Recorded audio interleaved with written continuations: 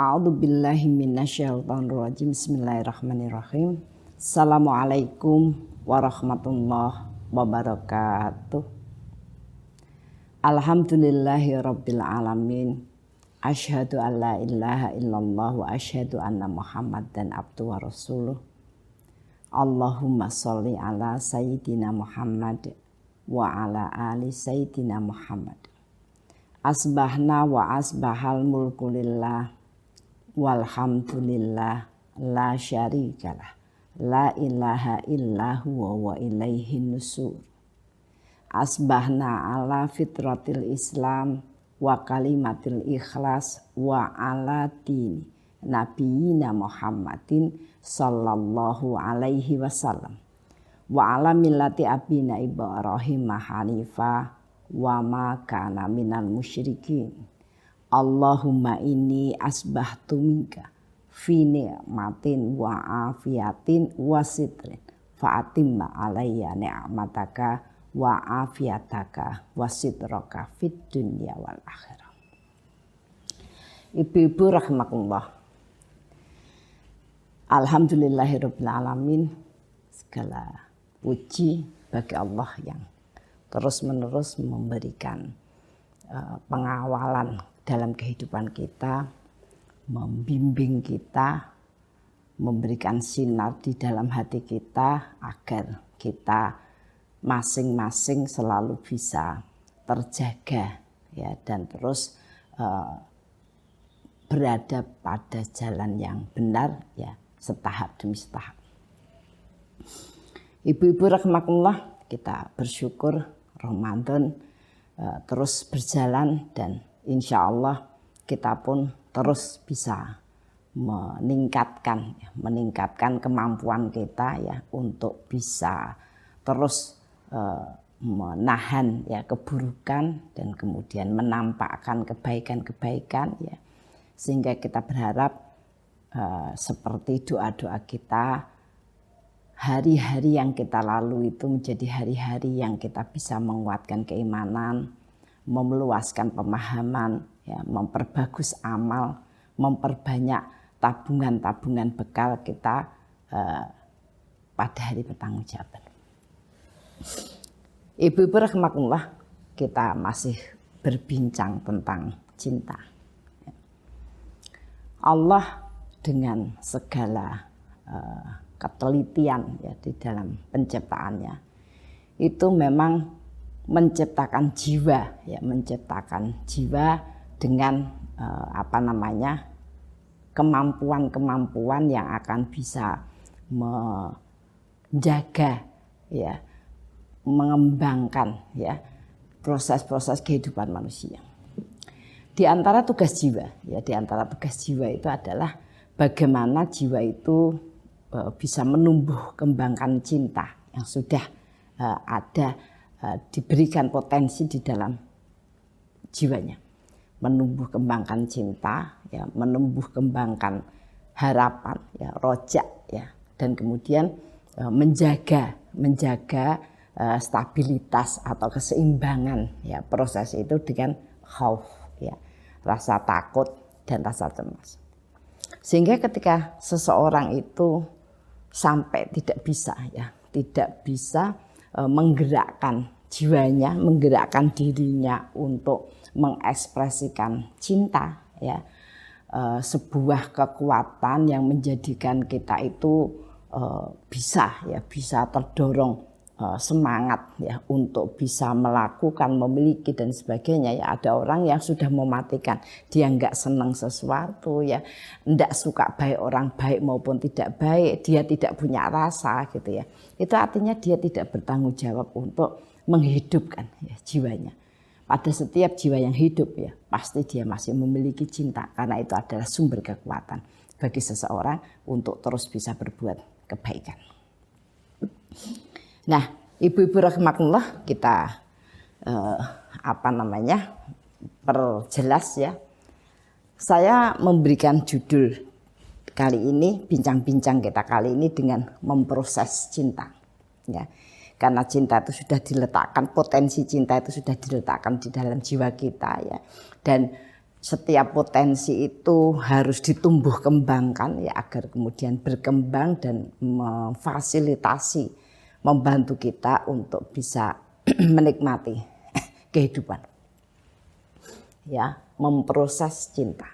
Jadi bagaimana agar kita itu bisa punya cinta ya dan menjadi sumber kekuatan ya untuk menopang ya perjalanan kehidupan kita yang kelak secara sunatullah akan terus-menerus diberikan ujian oleh Allah untuk memberitahukan kepada kita sejauh mana kita memang memproses dan menyiapkan ya kehidupan ini untuk kembali kepadanya. Yang pertama ya ternyata memunculkan cinta ya itu dengan banyak mengingat. Dan yang namanya mengingat itu ada proses sering mendengar, sering menyebut, sering merasakannya ya. Jadi memang hidup itu kita harus memaknai ya, merasakan ya prosesnya. Ya, jadi ketika seseorang itu akan mencintai, suka pada sesuatu. Bagaimana dia suka belajar, bagaimana dia suka memasak, bagaimana dia menyukai ya peran dia sebagai wanita, bagaimana dia menyukai anak dan istrinya, bagaimana seorang istri itu mencintai suaminya, mencintai ibu, mertua dan kerabat ya. Itu semua prosesnya sama. Tidak akan terus berkembang dan terbuka perasaan cintanya manakala tidak ada aktivitas banyak mengingat ya, kasratul dzikr ya, banyak mengingat. Nah ternyata banyak mengingat itu memang sebuah proses kesengajaan ya, artinya kita tidak, sering orang mengatakan kalau karena di sekeliling saya itu banyak orang yang memperdengarkan musik lewat tape, lewat nyanyi dan lain sebagainya. Ya sehingga kemudian dia terbawa oleh itu. Sebenarnya kalimatnya itu tidak tepat ya. Karena namanya proses mendengar itu sesuatu yang sengaja yang kita persiapkan. Sering kali kita ingatkan.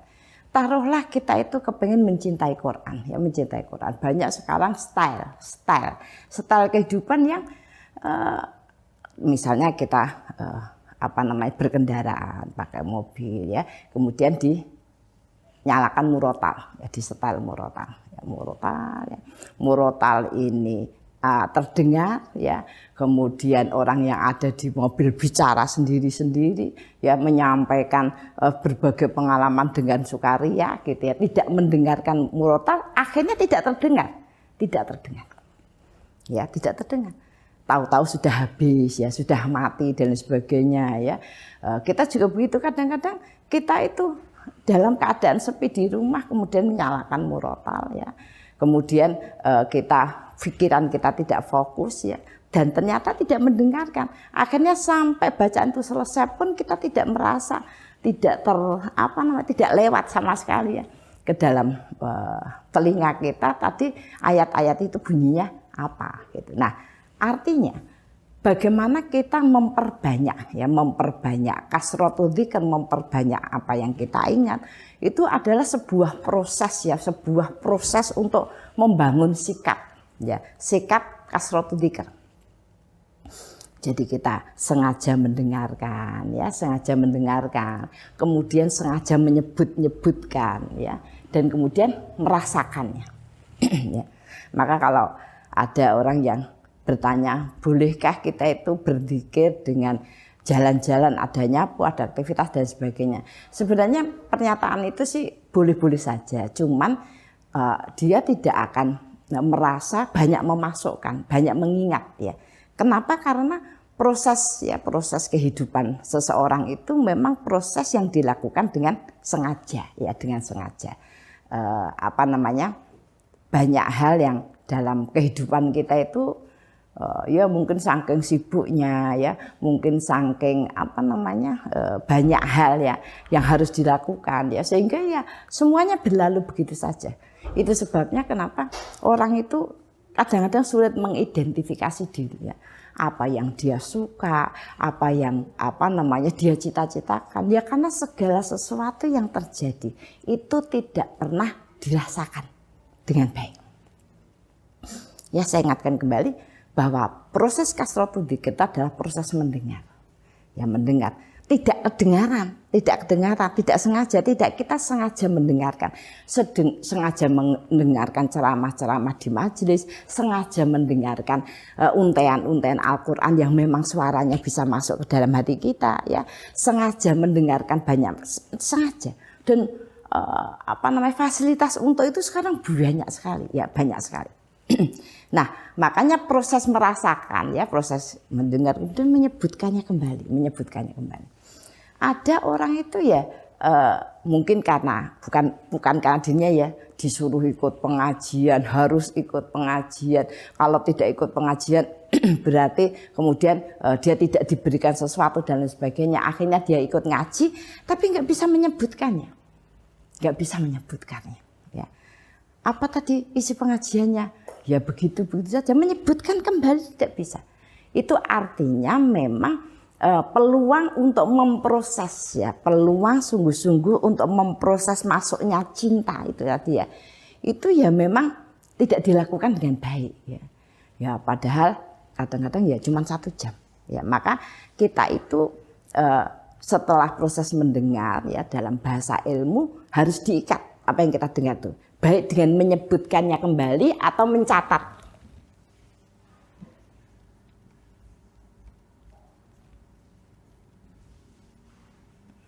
Menyebut atau mencatat. Ya sehingga itu masuk. Kita masukkan dalam file, ya dalam ingatan kita, ya. Dan kemudian itulah nanti yang kemudian akan mempengaruhi, karena setelah kemudian kita memasukkan ya informasi-informasi itu, maka kemudian otak itu akan bekerja untuk tafakur, memikir-mikirkan. Tapi kalau filenya nggak ada yang mau dipikirkan apa, ya kan? Jadi tadi proses bagaimana kita mendengar, menyebut, ya, mencatat, melihat, ya, itu menjadi proses yang penting dan banyak. Kalimat banyak itu dalam proses kita memang misalnya kita mau memahamkan diri kita, ya, memasukkan agar kita tuh suka mendengarkan kebaikan, ya, dibantu dengan rahmat, yaitu di majelis, ya. Itu sampai oleh Allah diajari seperti hanya kita melihat sunatullah setiap seminggu sekali, ya. Itu seluruh muslimin dikumpulkan. Tidak perlu ditanya, kamu hari Jumat bisa tidak? Ya. Atau kemudian yang satunya mengatakan aku bisanya hari Kamis, tidak. Allah itu menentukan 1 hari dalam 1 minggu untuk muslim itu berkumpul. Untuk apa? Memelihara, menjaga, menumbuh suburkan iman.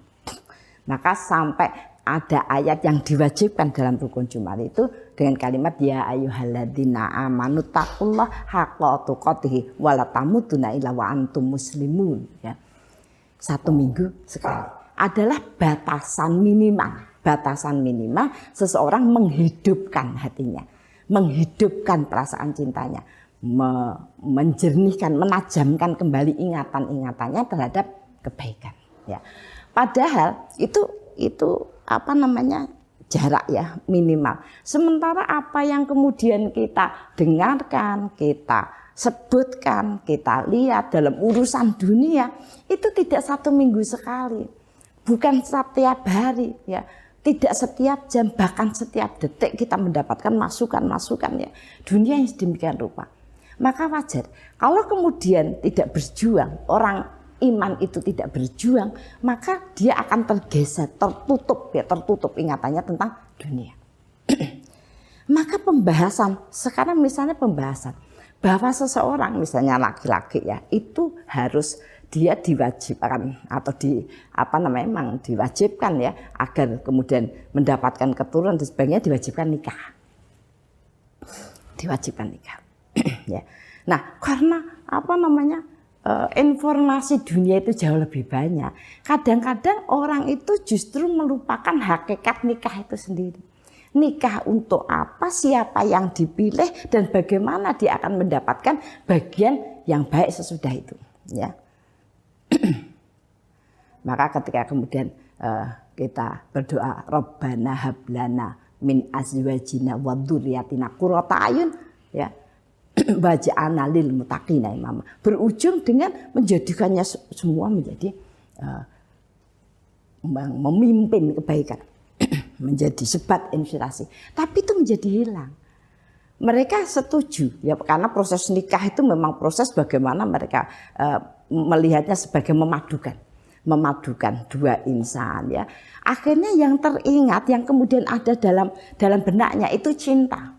Dalam bahasa yang sering dia lihat, bahwa cinta itu menggetarkan hatinya, bahwa cinta itu akan membuat dia bahagia, bahwa cinta itu akan mendapatkan kenikmatan dan tidak pernah sedih dan sebagainya. Ya. Nah, itu yang kemudian menjadikan bagian yang dia ingat. Maka banyak sekali misalnya ya, laki-laki itu tidak terbersit di dalam pikirannya mengambil seorang wanita yang solehat ya, yang baik ya, walaupun kemudian mereka cenderung pada kecondongan saya suka, saya cocok, dia cantik ya, saya bisa menikmatinya dan sebagainya. Bahasanya hampir 90% bahasa dunia, bahasa akhiratnya ya saya tahu bahwa saya harus menikah, tidak berzina. Demikian juga wanita. Banyak sekali ya kemudian orang yang tidak konsentrasi pada kelangsungan, ya kelangsungan kehidupan yang baik dan kelangsungan untuk menghasilkan generasi ya yang lebih baik. Ya. Untuk itu kemudian Allah memberikan ketentuan agar orang tidak sembarangan, ya. Misalnya mengatakan kalau kamu menikah maka janganlah kamu memilih hanya karena wajahnya, karena cakepnya. Barang siapa memilih karena ketampanannya, karena fisiknya, ya maka kelak dia akan menemukan kehinaan. Dan barang siapa menikah sesungguhnya karena memilih hartanya, ya maka dia akan mendapatkan bagian yang difakirkan, ya. Ada segala macam, tapi merasa tidak cukup. Ya. Ada seorang istri yang suaminya sebenarnya punya segala sesuatu, tapi dia tidak pernah dipegangi duit. Ya. Barangkali ada orang mengatakan memang dia cari orang yang soleh, ya, kemudian yang cakep dan yang berduit. Tetapi Allah sangat tahu apa sesungguhnya yang diharapkannya. Dan barang siapa menentukannya itu benar hatinya itu karena iman, maka dia akan mendapatkan rahmat dan keberkahan. Nah, untuk itu ketika di dalam perjalanan nikah kita mendapatkan tadi bagian yang sering dihina, sering disalahkan ya, atau mendapatkan bagian yang kita tuh sebenarnya punya uang, suaminya punya uang, tapi merasa tidak pernah tidak pernah bisa berbuat sesuatu, difakirkan oleh Allah, itu barangkali sejak awal niat. Ya, apa yang diingat, yang akhirnya diniatkan itu menjadi sesuatu yang tidak tepat. Ya. Kemudian yang kedua, mengagumi. Jadi kalimat banyak mengingat itu, banyak mengingat ya. Tadi disebutkan kalau kita memang memproses kecintaan kepada Allah, maka bentuk teknisnya itu harus keluar, yaitu bagaimana kita banyak tilawah, membaca Quran ya, kemudian wirid, kemudian doa ya, maka digambarkan di bulan Ramadan. Ramadan itu sebuah gambaran kehidupan yang produktif. Kehidupan seperti Ramadan itulah yang kelak akan bisa memudahkan, melapangkan dan membekahkan kehidupan kita ya dalam segala keadaan, ya dalam segala keadaan. Nah, untuk itu Allah berikan tekanan ya garis besar yang sangat tebal bahwa proses kehidupan yang terus-menerus harus dilakukan ya agar bisa menjaga kesuburan cinta, menjaga kekuatan kita berbuat baik, itu adalah bagaimana kita tadi mendengar dan menyebut teknis. Jadi jangan sekedar saya mencintai Allah, insya Allah saya akan tetap bersama Allah. Tidak seperti itu, tetapi oleh Allah dilihat wujud bentuknya, menyebut terus ya. Bagaimana dia membaca Quran, bagaimana dia wirid, bagaimana dia berdoa bergantung kepada Allah ya. Dan kemudian terus merasakan setiap kali kemudian kita itu kan seperti vitamin ya, kita ucapkan kemudian menimbulkan sebuah kekuatan. Dan faktanya memang begitu, sudah sering kita ceritakan bahwa banyak sekali Al-Quran itu, ayat-ayat itu, huruf-huruf itu dibuat memang sangat include ya, sangat bisa mempengaruhi keseimbangan proses kehidupan alam semesta. Proses kehidupan alam semesta ya. Suatu saat ada seorang anak yang terlahir dengan kemampuan organ yang sangat lemah ya, kemampuan organ yang sangat lemah dan menyeluruh ya, jantungnya ya, parunya ya, tindakan proses gerakannya gitu. Kemudian dokternya mengatakan bahwa ini itu ya begitu, artinya bertahan tidak begitu lama ya dan sebagainya. Tetapi ibunya tetap mempunyai keyakinan bahwa itu diberikan Allah kepadanya agar dengan itu dia bertambah syukurnya ya, bisa menyebut Allah yang lebih banyak, maka dia berkesimpulan saya tetap tidak akan mematikan, artinya saya akan memberikan yang saya bisa berikan kepadanya untuk menunjukkan Allah kalau toh terjadi sesuatu mungkin memang takdir menyatakan begitu. Maka setiap hari ibu itu datang ke ICU PIKU ya, ICU anak itu untuk kemudian membaca Al-Quran tidak berhenti. Ketika dia capek digantikan oleh suaminya ya, digantikan oleh saudara, terus tidak berhenti ya. Beberapa bulan kemudian, 4 bulan kemudian, ternyata terjadi keajaiban yang luar biasa. Anak yang dinyatakan tidak akan bertahan, anak yang dinyatakan ketika nanti bertahan akan mendapatkan kecacatan hampir seluruh organ tubuh, itu ternyata organ-organnya kembali menjadi normal dan dia tumbuh baik. Umur 4 tahun ya, dia sudah bisa melafalkan Al-Quran yang banyak. Bahkan kemudian dinyatakan banyak hafal Quran. Baru kemudian 5 tahun dinyatakan mungkin untuk hafal Quran. Kenapa? Ya sejak lahir dengan keadaan sakit itu setiap hari dibacakan Al-Quran. Setiap hari, setiap saat, tidak berhenti. Tidak berhenti. Telinga anak ini mendengarkan ayat-ayat Quran. Dan memang secara ilmiah begitu.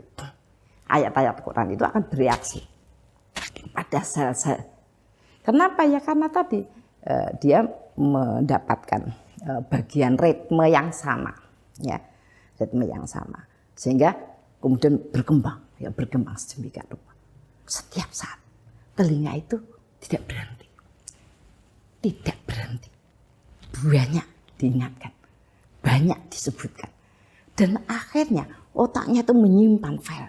Ketika dia bisa bicara, tiba-tiba mendengar Aladina misalnya gitu. Dia akan melanjutkan dengan banyak. Subhanallah. Ya. Allahu Akbar. Sedemikian oleh Allah diberikan sebuah rahasia. Kenapa salah satu rahasia pertama bagaimana manusia itu membangun rasa cintanya, menumbuh suburkan agar menjaga kebaikannya, itu adalah adzikr, Quran.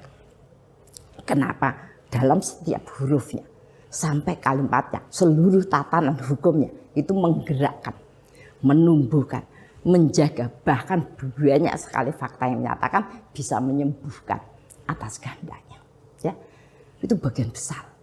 Dan ketika manusia itu merusaknya, bahkan sama sekali tidak pernah mendengar, ya, maka itu akan terjadi qasat qulubuhum, hati yang sangat keras. Ya.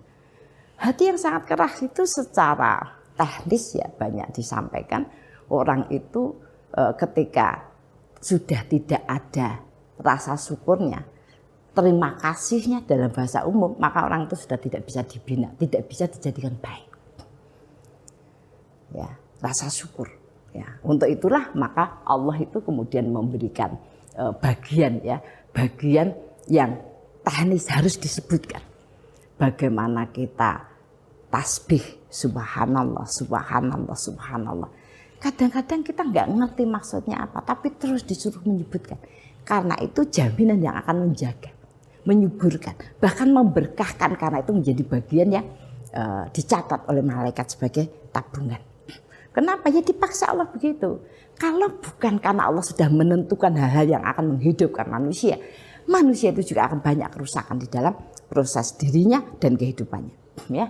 Nah, dari banyak mengingat itu, orang akan kemudian sampai pada mengagumi. Mengagumi. Jadi kalau kita itu belum mengagumi, maksudnya bahkan kita itu wirid, kemudian membaca Quran, berdoa, itu juga bahkan untuk main-mainan ya, untuk bual-bualan ya, bahkan untuk mengajak ya, untuk sendaguro gitu ya. Artinya itu tidak masuk ke dalam jiwanya. maka bagaimana dia akan mengagumi ya. Banyak orang itu sepele saja. Dia sangat kagum ya terhadap baju ya sampai sedemikian rupa ya, terhadap bagu, terhadap aksesoris ya dan sebagainya. Dia usahakan sedemikian rupa ya. Bahkan ketika kemudian dia kepingin misalnya ada tas ya warnanya merah ya, maka dia tidak bisa konsentrasi, nggak bisa belajar, nggak enak untuk makan ya, apalagi kemudian untuk beribadah, maka dia katakan saya harus memilihnya, kalau tidak saya tidak bisa konsentrasi dan sebagainya. Nah itu sudah kerusakan makna cinta di dalam jiwanya. Nah sehingga kemudian yang namanya dunia setan itu memang memberikan stimulan kemudian ditarik terus ya, banyak sekali ya akan keluar ya, bahkan sampai kalau sudah berada pada genggaman setan itu, maka orang itu akan dibuat berangan-angan sesuatu yang tidak tercapai, sesuatu yang tidak mungkin terpenuhi. Tetapi orang itu merasa karena sudah banyak dia sebutkan terus pengen kepengen mobil, kepengen rumah, kepengen semua ya. Kalau dari itu dalam bahasa harta, dalam bahasa pergaulan, ada seorang laki-laki kemarin saya sampaikan, ada yang kepengen menggauli perempuan sampai 1000 ya. Nah setan akan terus membawa dia sampai jiwanya itu benar-benar rusak, tidak bisa merasakan ya, tidak bisa merasakan tentang kehidupan yang harus dipertanggungjawabkan ya. Nah sehingga tadi mengagumi, ijab, kagum ya. Maka Allah pun dalam rangka membawa dan membantu manusia ya, membantu manusia untuk mempercepat rasa kagumnya agar bisa menutup ya seluruh bagian dunia yang memang akan merusak ya. Maka Allah memberikan banyak keajaiban ya, dalam kehidupan ini ya, dalam kehidupan ini. Allah sampaikan misalnya orang alhamdulillah ya, subhanallah walhamdulillah ya, tamlaul mizan. Ungkapan subhanallah walhamdulillah ya, itu kebaikannya memenuhi langit dan bumi ya. Ya sehingga dengan demikian akan menjadikan orang itu terus bisa punya semangat dan optimisme dalam berkarya. Kalau kadang-kadang orang yang tidak yakin, orang yang tidak memahami, apalagi orang yang tidak mengagumi, merasa itu hal yang tidak masuk akal, Tapi faktanya banyak sekali orang-orang yang sederhana, bahkan orang-orang biasa, orang-orang yang tidak punya kesempurnaan tubuh pun oleh Allah diberikan keajaiban. Ya, bayangkan orang diciptakan buta, tidak melihat, ya, dengan segala keterbatasan. Namun ketika dia itu memaksimalkan bagaimana dia mendengar, ya, bagaimana dia itu bisa merasakan, bagaimana dia berlatih menyebutkan Allah terus-menerus, faktanya banyak orang yang hafal Quran walaupun buta. Ya. Itu sebuah prestasi yang luar biasa.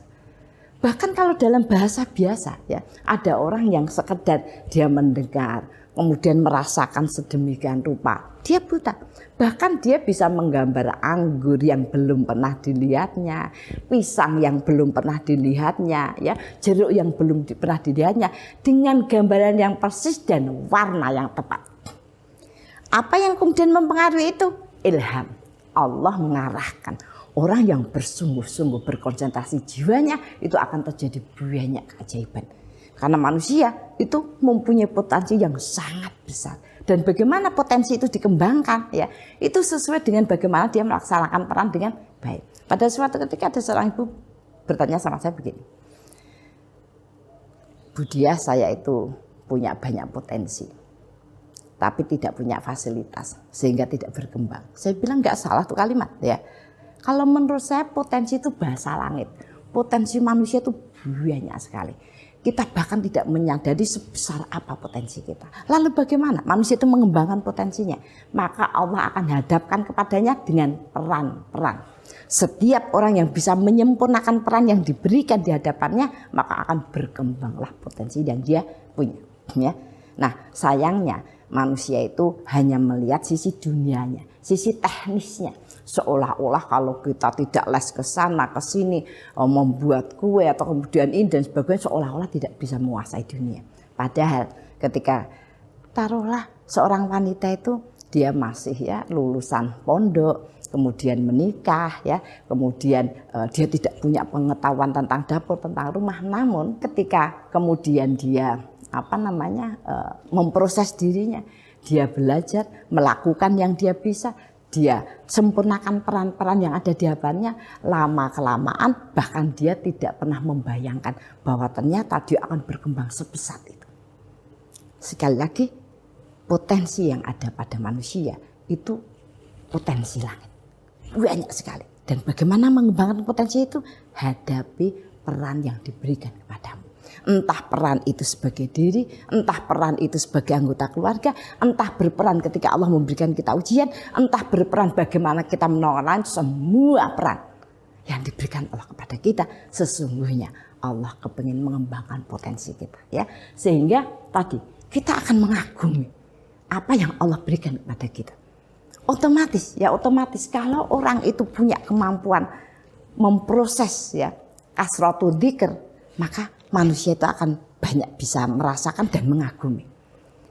Otomatis dia akan mengucapkan subhanallah. Subhanallah.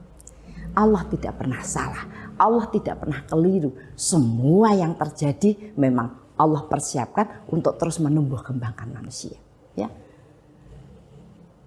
Alhamdulillah, karena Allah memang sudah merencanakan segala sesuatu itu dengan sangat detail, ya, sehingga bahkan proses yang kita tidak ketahui kemudian Allah programkan untuk kita, agar dengan itu kita memberikan bagian kesempurnaan yang besar, ya. Dan kemudian kita pun dengan rasa kekaguman akan mengucapkan Allahu Akbar, Allah itu maha besar, Allah maha berkuasa. Maka akan menjadikan bagian diri kita tuh menjadi sangat bombong, ya. Kita optimis ya bahwa hidup itu kita di backup, selalu dijaga oleh Allah. Dulu sudah saya sampaikan, ada seorang ibu yang tidak, oleh suaminya tidak boleh kerja dan tidak pernah terpikir mengprogram mau kerja apa. Mereka hidup karena suaminya itu sudah orang yang bekerja resmi ya di departemen keuangan, ya, dan itu merasa cukuplah untuk kehidupan. Tidak usah sampai mengorbankan segalanya, ya rumahnya, ya anaknya dan sebagainya. Akhirnya ibu tidak kerja. Tapi kemudian setahun kemudian dalam jarak yang dekat, belum memiliki banyak tabungan, suaminya diberikan sakit stroke yang tidak bisa berbuat apa-apa. Shock sekali Bu itu, ya. Dia sangat panik, ya, sangat panik. Apa yang harus saya lakukan? Apa saya bisa? Kenapa terjadi begini? Banyak sekali pertanyaan yang ada di benaknya. Namun salah satu keuntungan, ibu itu memang rajin untuk berzikir, rajin untuk bermajelis, ya. Dalam keadaan yang sangat galau, ya, setan itu akan memunculkan potongan-potongan pertanyaan yang menyesakkan dada. Ya. Namun ibu tetap yakin bahwa ini adalah ujian, bahwa Allah lah yang akan menolongnya. Ya. Maka dengan segala kegalauan, setiap kali di benaknya ada pertanyaan, ya Allah, ya, kenapa aku? Ya. Kenapa aku yang harus menerima ini? Sedang aku tidak bekerja. Ya. Kenapa ujian ini Engkau berikan padaku? Apakah aku kurang? Kurang apa aku? Kenapa aku? Maka kemudian dia ingat, ya, saat dia ingat, kemudian dia basuh pikiran-pikiran itu dengan kalimat subhanallah, subhanallah, subhanallah, subhanallah. Allah itu maha suci. Allah itu enggak pernah salah. Allah itu tidak pernah keliru. Allah itu tidak menganiaya hambanya. Ya. Terus dia subhanallah, subhanallah sampai lega kembali. Pasti Allah punya rencana yang besar. Aku harus bisa menerimanya. Ya. Kemudian dia sudah lega, muncul kembali. Lalu bagaimana aku harus menghadapinya? Apakah aku bisa? Apakah aku kuat? Ya. Apa yang harus aku lakukan? Ya kan gitu.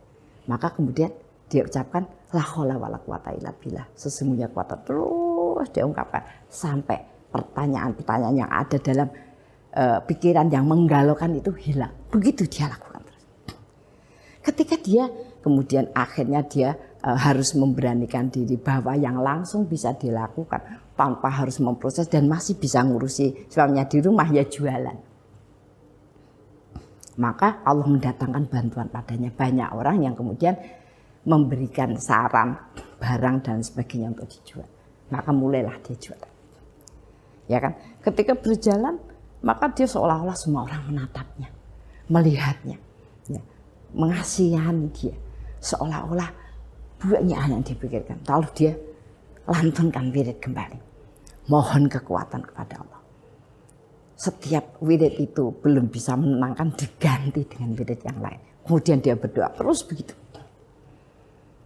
Nah, kemudian ketika dia pulang ke rumah, dia urus suaminya, dia pun di dekat suaminya selalu berdoa.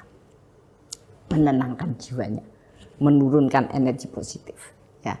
Kemudian memberikan kesempatan pada suaminya untuk bersama, bangkit. Dia sangat tahu, dia juga banyak mendengarkan pengajian.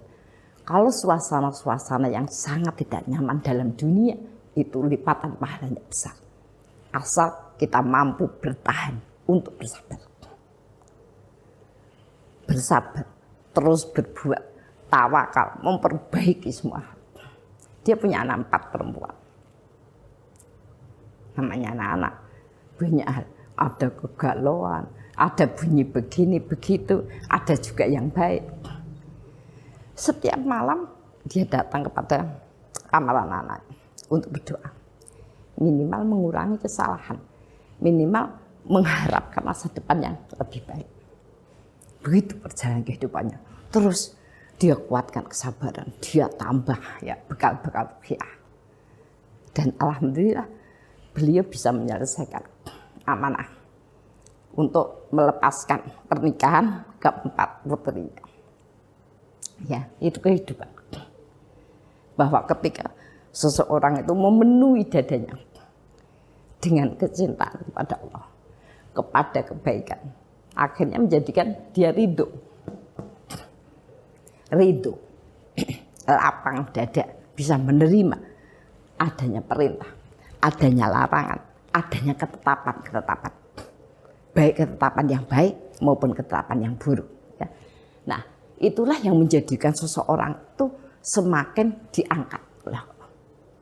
Sudah sering kita sampaikan bahwa Allah itu memerintahkan malaikat untuk mencari orang-orang yang benar, orang-orang yang selalu bertahan, orang yang punya keyakinan yang kuat, menumbuhkan kecintaannya, mengangkat keyakinannya, kemudian beramal dengan istiqomah, terus-menerus beramal, terus-menerus memperbaiki amal. Ya, agar hasilnya ya itu benar-benar hasil yang diberkahi, bukan banyaknya, hasil yang diberkahi. Ya, Allah sampaikan ya, ulaika humul mu'minuna haqqo. Mereka orang-orang yang benar itu. Lalu diperintahkan malaikat ya untuk mengurus urusan mereka. Lahum darajatun inda rabbihim, diangkat derajatnya. Tidak dihinakan.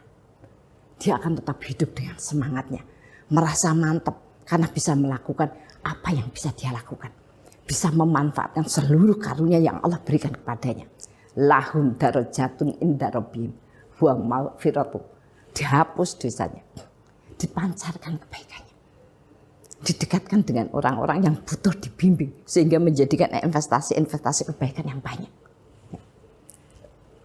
Lahum darajatun inda rabbihim wa maghfiratu wa rizqun karim.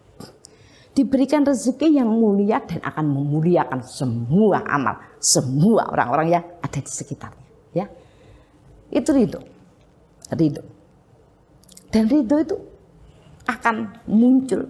Ya, tidak ada orang yang ridho terus, itu enggak ada, terus diperbaiki dari atas. Ya, diuji oleh Allah. Kemarin sudah saya sampaikan, salah satu ciri orang yang dicintai oleh Allah itu akan diuji, terus diuji. Ya, agar tambah besar keridhoannya, agar tambah banyak Allah memberikan bagian untuk menunjukkan bahwa Allah itu Ar-Rahim. Allah lah yang berada, ya, yang berada di dekat, atau Allah lah yang bertanggung jawab pada semua yang dilakukan oleh orang-orang yang beriman, yang sudah memberikan cintanya, yang mengokohkan amalnya, ya, dan kemudian melakukan segala sesuatu dan terus memperbaikinya. Yang keempat, berkorban. Nah, ini sebuah rumus yang mungkin kalau Allah tidak tunjukkan, itu juga akan lama ditemukan manusia. Ternyata menjaga kekokohan jiwa, menjaga bagian ya yang akan memakmurkan kehidupannya fid dunya wal akhirat, itu dengan berkorban. Kenapa? Yang namanya jiwa, yang namanya manusia ya, pada titik tertentu kemudian egonya muncul. Merasa sudah berbuat banyak, merasa dialah yang paling penting, merasa bahwa tanpa dia orang tidak bisa melakukan segala sesuatu. Kadang-kadang dari kita memberikan kemanfaatan pada titik tertentu, akhirnya kita memanfaatkan. Nah, itulah tanda-tanda yang mulai kemudian berkurang. Ya, bangunan kebaikannya itu menjadi berkurang. Saking pentingnya berkorban dalam rangka menumbuh suburkan jiwa, maka Allah pun sampai buatkan seperti hanya Ramadan yang mengukuhkan bagaimana kita itu banyak berzikir, yang mengukuhkan bagaimana kita harus menahan diri agar muncul kesabaran, yang mengukuhkan bagaimana kita itu disuruh banyak beristighfar agar kita selalu menjaga amal-amal yang lebih baik. Maka berkorban pun oleh Allah dibuatkan sebuah agenda besar, Idul Adha. Ya, berkorban, mengeluarkan sesuatu yang lebih besar, berkorban. Ketika cara berkorban seseorang itu sudah menurun, bahkan orang itu tidak mau, tidak suka dan tidak terdorong memberikan sesuatu dengan sukarela kepada kebaikan-kebaikan, maka itu tanda-tanda bahwa bangunan kebaikannya pun mulai runtuh. Ya, perekatnya tidak ada, maka berkorban itu menyuburkan jiwa, menumbuhkan sifat-sifat mulia. Ya, jadi kalau ada orang baik tapi nesunan, orang baik gampang tersinggung gitu ya, itu salah satu yang harus ditingkatkan adalah berkorban. Berkorban dalam bagaimana kita memberikan tenaga kita, pikiran kita, ya harta kita, kemudian perasaan kita dan sebagainya, ternyata menjadi bagian yang penting. Maka tadi untuk sabar tadi menyuburkan jiwa, akan subur ya rasa syukurnya. Ada orang itu sulit sekali bersyukur. Misalnya begini, jadi ada dia berdagang MLM, berdagang, dia dapat orang sudah tertarik tapi belum closing, besok mau ditemui lagi. Ternyata malamnya ditelepon oleh temennya yang bersamaan itu. Akhirnya di closing sama temennya. Dia marah luar biasa. Kemudian dinasihati temennya. Kalau belum rezekimu itu ya begitu itu. Nanti kan kamu dapat rezeki lagi. Nah, kemudian hari berikutnya ternyata benar. Dia mendapatkan bagian. Ya bagian yang di closing. Kata temennya, oh kan kamu dapat gantinya. Apa kata dia? Ya harusnya bukan dapat ganti, harusnya aku 2. Tapi ini kan tetap dapat 1. Jadi itu berarti tetap kerugian bagiku gitu. Sulit bagi orang untuk bersyukur ketika dia tidak punya atau tidak mau memproses untuk menaikkan cara berkorban. Ya. Jadi itu adalah bagian yang penting. Sampai Allah sampaikan dalam berkorban itu. Taruhlah berkorban itu bentuknya. Kita disuruh berkorban kambing. Ya, berkorban kambing. Sebenarnya dalam berkorban dikatakan kalau datang bulan Dzulhijjah berhajilah kamu. Kalau tidak bisa maka berkorbanlah kamu. Ya, karena terhalang banyak berkorban. Sampai dikatakan yang namanya berkorban sendiri sudah kebaikan karena memenuhi perintah. Ya. Dan Allah katakan kebaikannya, kamu akan mendapatkan kebaikan yang sangat banyak, ya, berlipat dari bulu dombanya. Bayangkan bulu dombanya, sudah pernah ada yang menghitung belum bulu domba? Maka korban itu lipatannya kalau kemudian dombanya besar, ya pahalanya lebih besar. Kenapa? Karena lipatan bulunya. Ya, memang ada domba yang botak. Itu dulu ada bulunya juga dan itu sudah tercatat juga kan gitu. Nah untuk itu menjadi bagian kelipatan bulunya, kemudian kesenangan, kebahagiaan orang yang menerimanya ya dan lain sebagainya. Sehingga setelah Ramadan, Idul Fitri mendapatkan kebahagiaan, berhenti Dzulqa'dah ya bulan haram, kemudian diberi kebahagiaan besar. Barang siapa bisa mendorong jiwanya untuk berkorban. Tapi orang yang tidak mampu berkorban, tidak mengerti itu adalah bagian yang akan menyuburkan jiwa, ya. Maka dia akan mengatakan wes Ramadan itu duit entek, Idul Fitri dibagi-bagi, ini suruh keluar lagi lah kapan ya? Saya itu bisa punya tabungan begitu. Nah sehingga kadang-kadang proses kehidupan itu banyak sekali yang ada orang tuh bisa mewujudkan banyak hal, tapi ya sedemikian rupa ya dia memeras tenaga sampai diperasnya tenaga itu sampai robek-robek gitu ya, jiwa, robek-robek jiwa dan dirinya. Ya. Nah jadi ketahuilah bahwa sesungguhnya berkorban itu menyuburkan jiwa, menumbuhkan sifat-sifat mulia dan menguatkan ikatan. Ya. Maka jangan heran kalau seorang ibu yang kemudian rela berkorban dengan tulus karena Allah, apapun pendapat anaknya, apapun pendapat saudaranya, apapun pendapat mertuanya, baginya itu adalah bagian-bagian yang mengoreksi dirinya, mendorong untuk berbuat lebih baik ya. Maka kekuatan besar ya untuk menjaga dan mempertahankan jiwa kebaikan itu akan terus ada di dalam dirinya. Yang kelima, kemudian Allah jaga ya.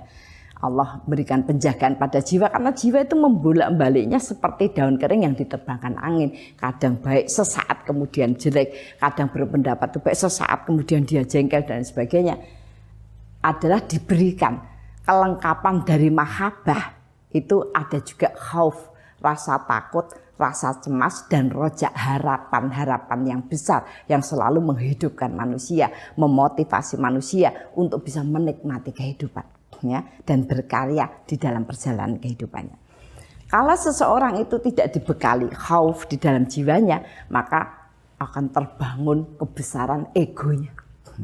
Rasa takut terhadap azab Allah itulah yang menjadikan seseorang terjaga, berhati-hati dari segala sesuatu eksplor tentang dunia. Sudah saya katakan lagi, sebanyak apapun kita mengingat Allah, ternyata masih banyak, masih jauh lebih banyak kilatan-kilatan ya yang mengelilingi kita, yaitu segala macam bentuk aktivitas dunia. Nah untuk itu kita disuruh banyak untuk menajamkan dan membersihkan jiwa kita. Maka ketika kemudian muncul di dalam hati bersih kita itu rasa takut karena kesalahan yang kita perbuat, kita segera istighfar dan kemudian kembali menumbuhkan harapan-harapan yang lebih baik ya, daripada kita harus mengejar dunia yang tentu saja tidak semua hal itu memberikan harapan atau memberikan kebaikan yang panjang. Yang terakhir, taat. Taat itu adalah aktivitas yang puncak aktivitas yang akan dihasilkan oleh cinta. Ya. Jadi kalau seseorang itu tidak taat, ya aslinya memang dia tetap tidak memahami bahwa cinta itu harus ditumbuh kembangkan.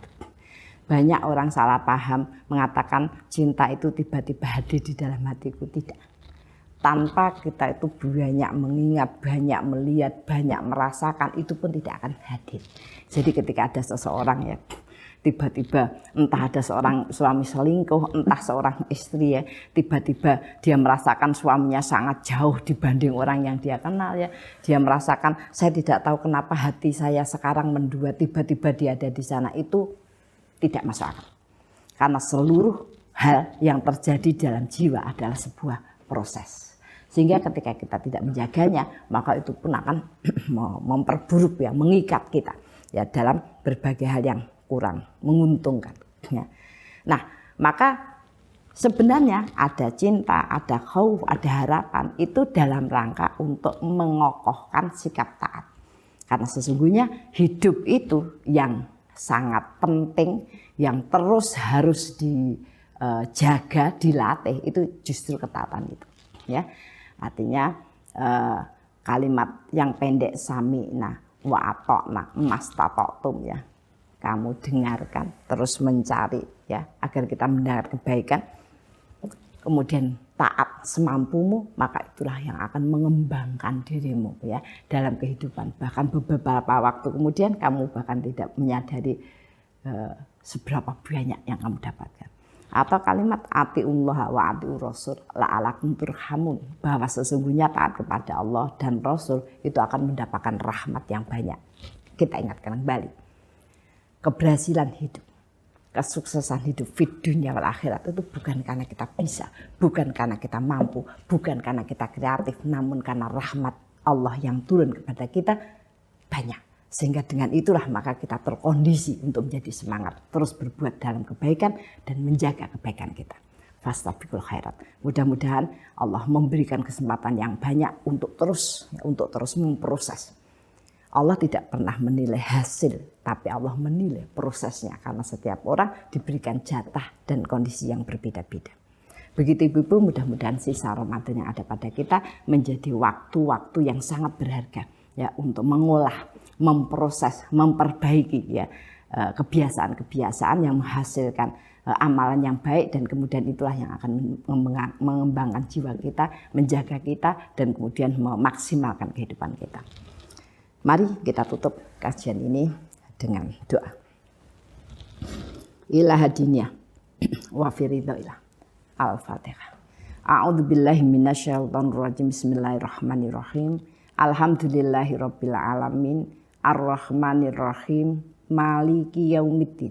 Iyyaka na'budu wa iyyaka nasta'in. Ihdinas siratal mustaqim.